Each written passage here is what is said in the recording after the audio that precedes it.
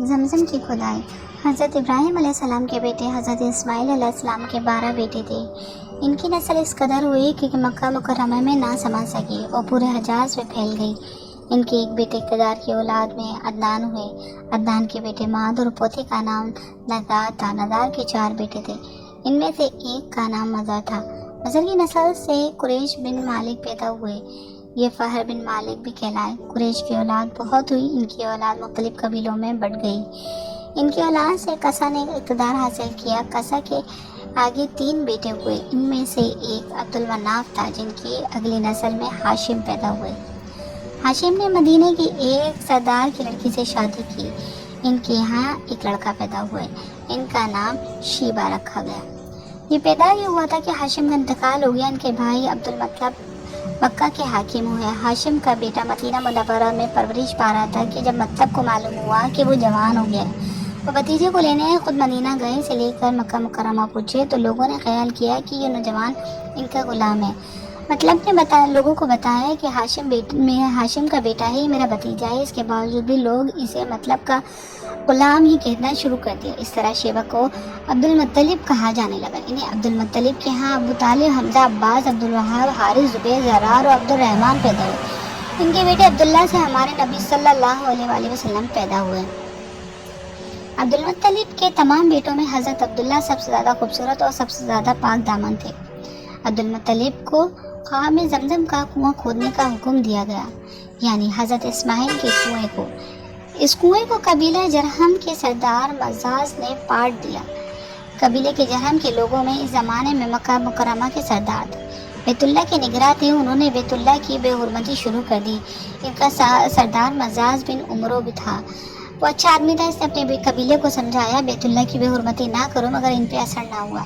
جب مزاج نے دیکھا اس پہ کوئی اثر نہیں ہو رہا تو قوم کی اس حالت کو ان پہ چھوڑ دیا اور فیصلہ کیا کہ اس نے تمام مال و دولت، تلواریں، زریں وغیرہ خانہ کعبہ سے نکال کر زمزم کے کنویں میں ڈال دی اور مٹی سے اس کو پاٹ دیا۔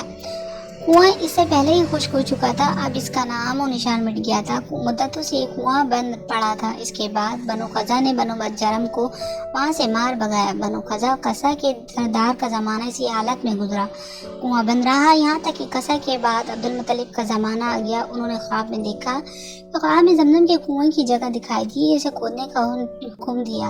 حضرت علی رضی اللہ تعالیٰ عنہ سے روایت ہے کہ عبد المطلب نے بتایا، میں حجرہ اسود کے مقام پہ سو رہا ہوں، میرے پاس ایک آنے والا آیا، اس نے مجھ سے کہا کہ طیبہ کو کھودو۔ میں نے اس سے پوچھا طیبہ کیا ہے، مگر وہ کچھ بتائے بغیر چلا گیا۔ دوسری رات پھر خواب میں وہی شخص آیا، کہنے لگا برہ کو کھودو۔ میں نے پوچھا برہ کیا ہے، وہ کچھ بتائے بغیر چلا گیا۔ تیسری رات میں اپنے بستر پہ سو رہا تھا، پھر وہ شخص آیا، اس نے کہا بدنونا کو کھودو۔ میں نے پوچھا بدنونا کیا ہے، وہ بتائے بغیر چلا گیا۔ اس سے اگلی رات میں پھر بستر پہ سو رہا تھا کہ وہی شخص پھر آیا اور بولا زمزم کو کھودو۔ میں نے اس سے پوچھا زمزم کیا ہے، اس بار اس نے کہا زمزم وہ ہے جس کا پانی کبھی ختم نہیں ہوتا، جو حاجیوں کے بڑے بڑے مجموعوں کو سیراب کرتا ہے۔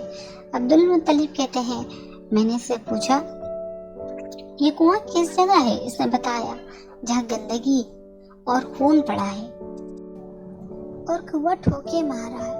دوسرے دن عبد المطلب اپنے بیٹے حارث کے ساتھ وہاں گئے۔ اس وقت ان کے یہاں ایک ہی لڑکا تھا۔ انہوں نے دیکھا کہ وہاں گندگی و خون پڑا ہے اور ایک کنواں ٹھوکے مار رہا ہے، تو اس جگہ دونوں طرف بت موجود تھے۔ یہ گندگی اور خون دراصل ان بتوں پر قربانی کیے جانے والے جانوروں کا تھا۔ پوری نشانی مل گئی تو عبد المطلب گدال لے آئے اور کھدائی کے لیے تیار ہو گئے، لیکن اس وقت قریش وہاں آ پہنچے۔ انہوں نے کہا اللہ کی قسم ہم تمہیں یہاں کھدائی نہیں کرنے دیں گے، تم ہمارے ان بتوں کے درمیان کنواں کھودنا چاہتے ہو جہاں ہم ان کے لیے قربانیاں کرتے ہیں۔ عبد المطلب نے ان کی بات سن کر اپنے بیٹے حارث سے کہا تم ان لوگوں کو میری قریب لانے دو، میں کھدائی کا کام کرتا رہوں گا، اس لیے کہ مجھے اس کا حکم دیا گیا ہے، میں اس کو ضرور پورا کروں گا۔ قریش نے جب یہ دیکھا وہ باز آنے والے نہیں تو رک گئے۔ آخر انہوں نے کھدائی شروع کر دی۔ جلد ہی کنویں کے آثار نظر آئے۔ یہ دیکھ کر انہوں نے اللہ اکبر کا نعرہ لگایا पुकार उठे, ये देखो ये इस्माइल अलैहिस्सलाम की तामीर है। जब कुरैश ने ये देखा तो उन्होंने कुआं तलाश कर लिया, तो उनके पास गए, कहने लगे, अब्दुल मुत्तलिब, अल्लाह की कसम, ये हमारे बाप इस्माइल अलैहिस्सलाम का कुआं है और इस पर हमारा भी हक है, इसलिए हम इसमें तुम्हारे शरीक होंगे। ये सुनकर अब्दुल मुत्तलिब ने कहा, मैं तुम्हें इसमें शरीक नहीं कर सकता, ये मुझे अकेले काम करना है। इस पर कुरैश ने कहा, तब इस मामले में हम तुमसे झगड़ा करेंगे। अब्दुल मुत्तलिब बोले, अच्छा तो फिर किसी से फैसला करवा लो। उन्होंने बनु साद बिन अजीम की काहिना से फैसला करवाना मंजूर किया। ये काहिना मुल्क के शाम के बड़ा इलाके में रहती थी। आखिर अब्दुल मुत्तलिब और दूसरे कुरैश इसकी तरफ रवाना हुए। अब्दुल मुत्तलिब के साथ अब्दुल मन्नाफ के लोगों की एक जमात थी, जबकि दीगर कबाइल कुरैश की भी एक जमात साथ थी। इस ज़माने मुल्क हजाज और शाम के दरमियान एक मैदान था, वहाँ कहीं पानी नहीं था। इस मैदान में इनका पानी ख़त्म हो गया, सब लोग प्यास से बेहाल हो गए, वहाँ यहाँ तक कि इन्हें अपनी मौत का यकीन हो गया। उन्होंने कुरैश के दूसरे लोगों से पानी मांगा, लेकिन उन्होंने पानी देने से इनकार कर दिया। अब उन्होंने इधर उधर पानी तलाश करने का इरादा किया। अब्दुल मुत्तलिब उठकर अपनी सवारी के पास आए। जो ही इनकी सवारी उठी, इसके पाँव के नीचे से पानी का चश्मा उबल पड़ा। उन्होंने पानी देखकर अल्लाहु अकबर का नारा लगाया। फिर अब्दुल मुत्तलिब सवारी से उतर आए।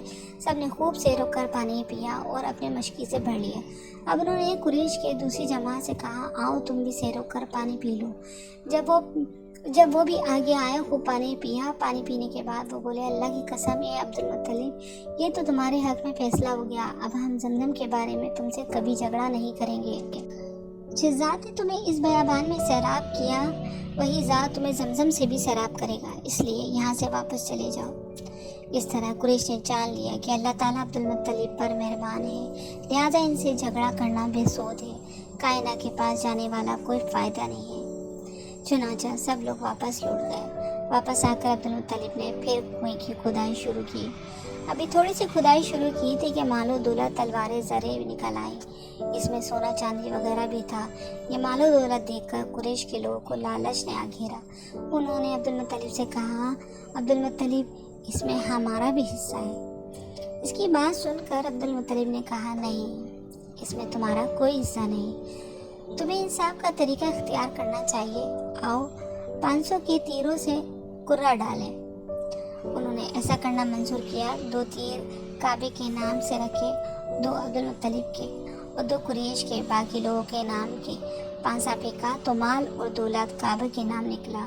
तलवार ज़र हैं अब्दुल मुत्तलिब के नाम, कुरैश के नाम जो तीर थे वो किसी चीज़ पर ना निकले। इस तरह फैसला हो गया। अब्दुल मुत्तलिब ने काबे के दरवाजे को सोने से सजा दिया। जमजम की खुदाई से पहले अब्दुल मुत्तलिब ने दुआ मांगी थी कि अल्लाह इसकी खुदाई को मुझ पर आसान कर दे, मैं अपना एक बेटा तेरे रास्ते में ज़िबा करूँगा। अब जब कि कुआं निकल आया तो उन्हें ख्वाब में हुक्म दिया गया कि अपनी मन्नत पूरी करो, यानी एक बेटे को ज़िबा करो।